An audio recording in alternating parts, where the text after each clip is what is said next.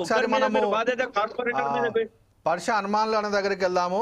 BC సంక్షేమ సంఘం రాష్ట్ర అధికార ప్రతినిధి పర్ష హనుమాన్లు గారు, ఏదైతే ఇంతకుముందు మన వక్తలు చెప్పినట్లు ఒక నిమిషం మనం మళ్ళీ వస్తాం మీ దగ్గరికి, శంకర్ అన్న మళ్ళీ వస్తా.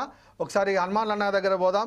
ఇప్పుడు ఏదైతే కాంగ్రెస్ పార్టీ 42% బీసీ రిజర్వేషన్లకు నిన్న మళ్ళీ అందరు బీసీ నాయకులకు కానీ బీసీ సామాజిక వర్గానికి ఏదైతే హామీ ఇచ్చిందో ఆ హామీ అనేది కేంద్ర ప్రభుత్వం అమలు చేసేటువంటి ఆలోచనలు లేదనే విషయం తెలుస్తూ ఉంది. మరి కాంగ్రెస్ పార్టీ అంతర్గతంగా రాజకీయంగా మా పార్టీ పరంగా మేము రిజర్వేషన్లు ఇస్తాము అని చెప్పి అంటూ ఉన్నారు. మరి అది ఏ విధంగా సాధ్యం? ఇప్పుడు సర్పంచ్ ఎన్నికలు చూసుకుంటే 12,700 మంది సర్పంచ్లలో 42% రిజర్వేషన్ అంటే అప్రాక్సిమేట్లీ 5,360 మంది సర్పంచులు అవుతారు. మరి ఇక్కడ మనకు ఈ రిజర్వేషన్ కాంగ్రెస్ పార్టీ ఇస్తుంది, వేరే పార్టీలు బీజేపీ బీఆర్ఎస్ ఇంకేదో సమ్ ఎక్స్ పార్టీలు ఇవ్వాలని రూల్ లేదు కదా. ఇప్పుడు అక్కడ వాళ్ళ అగ్ర కులాలకి ఇచ్చిరు అనుకోండి, బీసీలు గెలిచే అవకాశం ఉంటుందా? ఇది ఏ విధంగా సామాజిక న్యాయం కాంగ్రెస్ పార్టీ ఏదైతే భుజాన్ని ఎత్తుకున్న సామాజిక న్యాయం సాధ్యమయ్యే పనేనా? మీ విశ్లేషణ ఏంటంటే దీని మీద?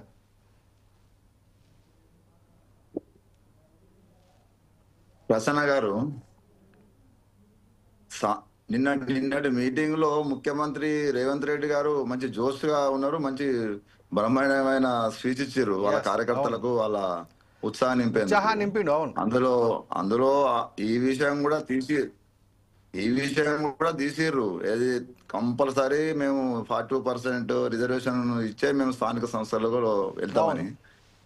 ఇప్పుడు స్థానిక సంస్థ ఎలక్షన్లలో సర్పంచీలకు మాత్రమే పార్టీలకు అతీతంగా, పార్టీ గుర్తులకు అతీతంగా ఎలక్షన్స్ జరుగుతూ ఉంటాయి.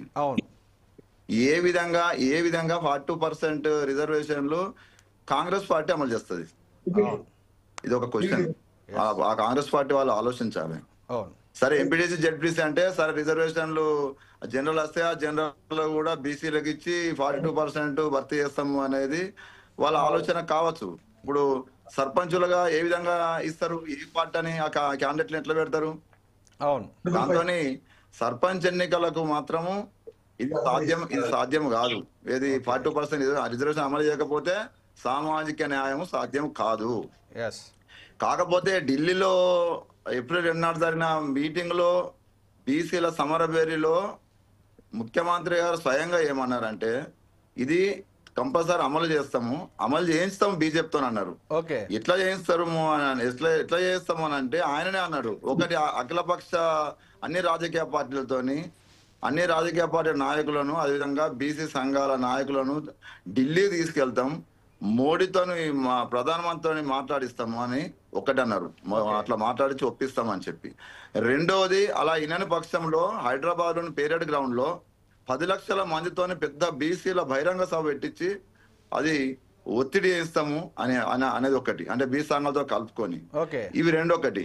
ఇంకొకటి ఏంటంటే సరే, ఇంకొకటి ఇప్పుడు ఈ 3 నెలలలో ఈ కాంగ్రెస్ పార్టీ ఎలక్షన్ కు వెళ్తే ఎలక్షన్స్ కు వెళ్లే క్రమంలో ఇప్పుడు హైకోర్టులో 3 నెలల ఎలక్షన్ నిర్వహిస్తానన్నది. ఈ కాంగ్రెస్ కూడా 2 అవకాశాలు ఉన్నాయి లీగల్ గా.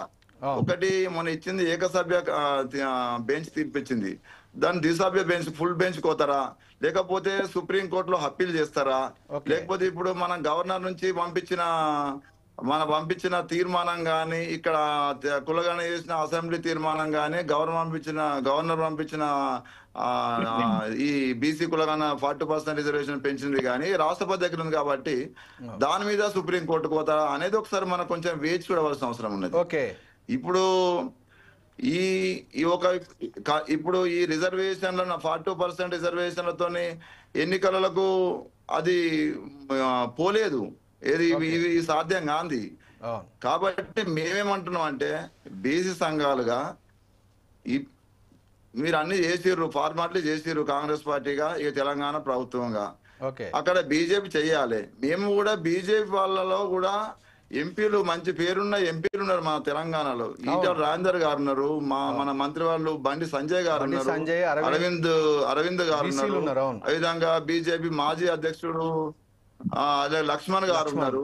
లక్ష్మణ్ గారు ఉన్నారు, వీళ్ళకు కూడా ఉంటది కదా బీసీ ఫీలింగ్ ఉంటది కదా, వీళ్ళని కూడా కన్విన్స్ చేస్తాము, వీళ్ళని కూడా మాట్లాడతాము. ఓకే, వీళ్ళంతా ఒకటై పార్టీలకు అతీతంగా ఈ రిజర్వేషన్ల కొరకు ఏ పార్టీ వాళ్ళు ఆ పార్టీ బీజేపీ వాళ్ళు సెంట్రల్ సరే మోడీ కూడా నేను బీసీ అని చెప్పుకుంటున్నాను కాబట్టి ఆయనకు ఇంకొకటి ఏంటంటే ఈడబ్ల్యూఎస్ వాళ్ళను కూడా అమలు చేసిండ్రు అక్కడ ఢిల్లీలో. 50% దాటిపోయింది రిజర్వేషన్లు, వాళ్ళు తలుసుకుంటే కూడా అవుతుంది. అంటే మేము ఒత్తిడి చేసే ప్రయత్నం చేస్తాము క్షేత్రస్థాయిలో. అదే విధంగా ఒకవేళ వాళ్ళు డ్రామాలు ఆడి నాటకాలు ఆడి తప్పించుకునే ప్రయత్నం చేస్తే ఇటు కాంగ్రెస్ వదలం అటు బీజేపీ వదలం ఉతికి ఆరేస్తాము. అంటే మేము ఇప్పుడు బీసీలుగా చాలా చైతన్యమైంది, ఐక్యత వస్తున్నారు, అంతా దీని మీదనే ఎదురు చూస్తా ఉన్నారు. అంటే ఈ చిత్తశుద్ధి కాంగ్రెస్ పార్టీ చేస్తుంది కదా, ఇంకా చూద్దాము అనే దాని మీద ఉన్నది. ఆ బీజేపీ కూడా ఇంకేం రిజెక్ట్ చేయలేదు, రాష్ట్రపతి దగ్గర పెండింగ్ ఉన్నది, ఇంకా కొంచెం వెయిట్ చేస్తామని చెప్పి మేము చూస్తా ఉన్నాం. ఆశాభావం మాత్రం మాకు ఉన్నది, చేయకపోతే మాత్రం తప్పకుండా అది బీసీలు మాత్రం నష్టపోతారు. 2018 ఇంకో క్వశ్చన్ ఏంటంటే, ఇప్పుడు ఏదైతే కాంగ్రెస్ పార్టీ ఒకవేళ బీజేపీ కనుక ఈ చట్టం ఒప్పుకోకపోతే 42% రిజర్వేషన్ ఒప్పుకోకపోతే మేము కాంగ్రెస్ పార్టీలో అంతర్గతంగా 42% ఇస్తాము అంటే మా యొక్క సర్పంచ్లు అంటే ఇండిపెండెంట్గా పోటీ చేస్తారు. ఓకే, ఎంపీటీసీ జెడ్పీటీసీలు కానివ్వండి, కౌన్సిలర్లు కానివ్వండి, కార్పొరేటర్లు కానివ్వండి, ఇంటర్నల్గా మేము మా జనరల్ సీట్లలో బీసీలకు ఇస్తామన్నారు. ఆ పొజిషన్ లోపల అపోజిషన్లో అగ్ర కులస్తులు కనుక ఉంటే బీసీలకు గెలిచే అవకాశం ఉంటుందా? మీ యొక్క బీసీ సంక్షేమ సంఘం అధికార ప్రతినిధిగా చెప్పండి ఇప్పుడు ఈ పరిస్థితి లోపల. మేము మొన్నటి ఎలక్షన్లనే పోయిన ఎలక్షన్లల్లా ఎంపీటీ జెడ్పీసీ ఎలక్షన్ల మున్సిపల్ ఎలక్షన్ల అది అనుభవం అయింది. ఎక్కడ ఏడనో గెలవని సీట్లలో కూడా కొన్ని బీసీలు జనరల్ ఇచ్చిర్రు కొన్ని పార్టీలు, అక్కడ గెలిచిర్రా. ఒక్కొక్క అగ్రవర్ణాలు రెడ్డి వెల్మాసు ఒక జెడ్పీసీకి ₹1 కోట్ల ఎగదాలేరు, గెలిచిర్రు. బీసీలలో ఇంకా అంత రాలేదు. సరే కొంత పర్సెంటేజ్ ఆర్థికంగా ఎదిగిన వాళ్ళు ఉండొచ్చు కానీ ఇప్పుడు అంతవరకు ఇంకా రాలేరు. కాబట్టి అది అగ్రవర్ణ తనుకపోతారు, గత లెక్క అగ్రవర్ణ తనుకపోతారు. కానీ బీసీలు తూతూ మంత్రంగా రాజకీయ పార్టీ ఇచ్చినా ఏదో మాట ఇచ్చినా ప్రామిస్ చేసినాం మేము ఇట్లా ఇచ్చినామని చెప్పుకుందానికే పనిచేస్తుంది. కానీ ఆ ప్రాతినిధ్యం మాత్రము మన జెడ్పీలలో మండల పరిషత్లలో అది సాధ్యం కాదు. ఓకే, మా బీజేపీ